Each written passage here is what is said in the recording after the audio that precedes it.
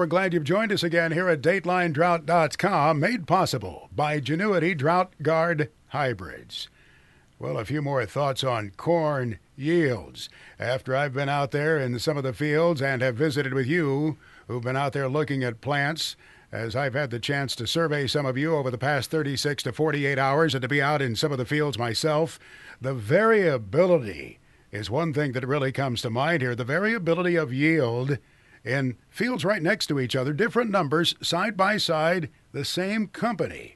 One grower commented to me that he really believes his yield in adjacent fields might vary as much as 150 bushels to right next door, perhaps less than 50 bushels, depending on how those numbers responded to the particular intense heat at the time and the lack of moisture. That grower said to me, I really don't believe I'll have a handle on my crop yield until I see it going in the tank, until I see it in the hopper.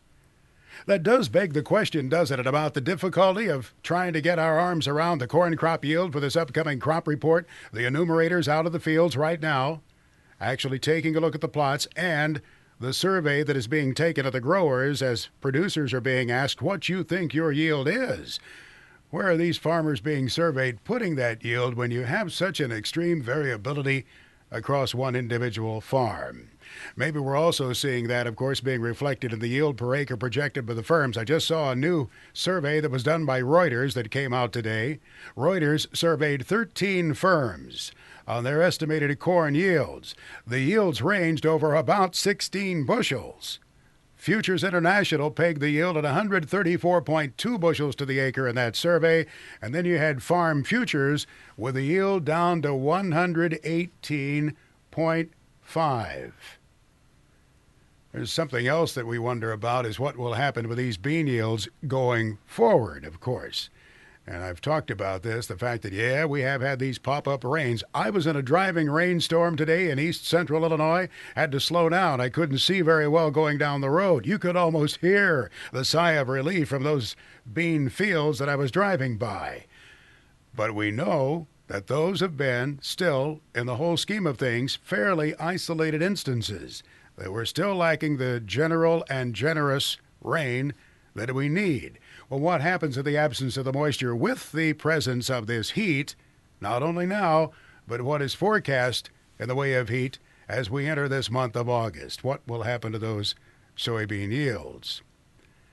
There's also that question of acreage on corn, of course, that we talked about in a previous visit here. How much is being abandoned by these corn growers? And I'm not sure we'll have a good handle on that in the report that comes out next week.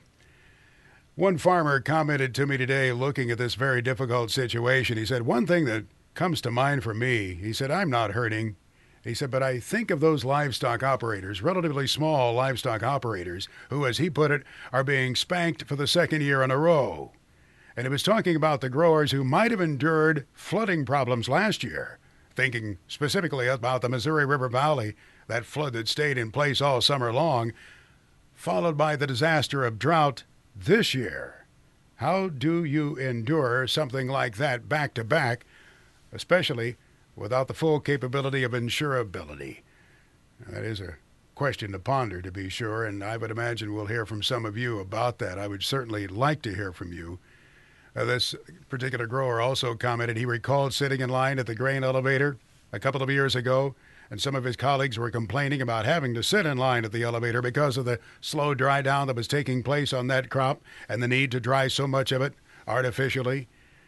He said, I would imagine those same growers now wish they had more of a crop this year to dry down. They wouldn't complain quite as much about the concerns of drying down the abundant yields. I would like to hear from you. As a matter of fact, here's a good way to send me email. This is one that doesn't get backed up quite so easily.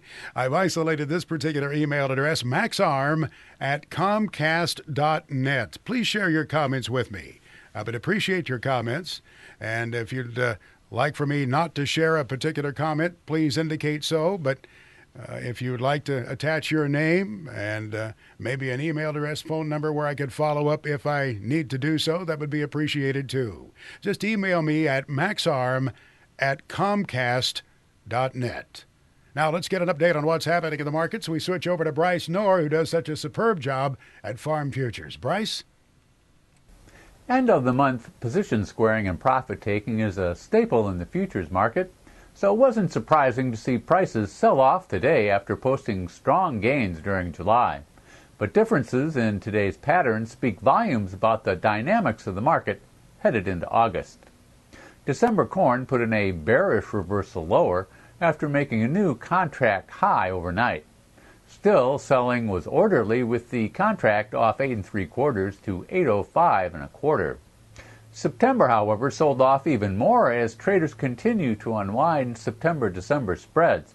SEP-Ds lost another 5 cents today, reflecting concerns about sluggish demand. Ethanol production statistics out tomorrow could show more cuts, while exports are also a bit soft. Still, nearby futures are up some 28% on the month. Soybeans ended with only minor losses, though they also posted bearish reversals. August futures go into delivery with nothing put out in beans or meal today on first notice day. August finished 4 3/4 lower at 17.21, while November lost only 2.5 to 16.41. Nearby futures were up around 13% on the month. Bean strength came mostly from weather that continues to look hot for much of the country over the next 2 weeks, with dry weather focused from Kansas into southern Illinois, the area that's been under the most stress lately. If selling in corn and beans was relatively modest, the downturn in wheat was anything but. Chicago September lost 26 1/4 to 888 1/4, though nearby futures there still wound up 18% in July.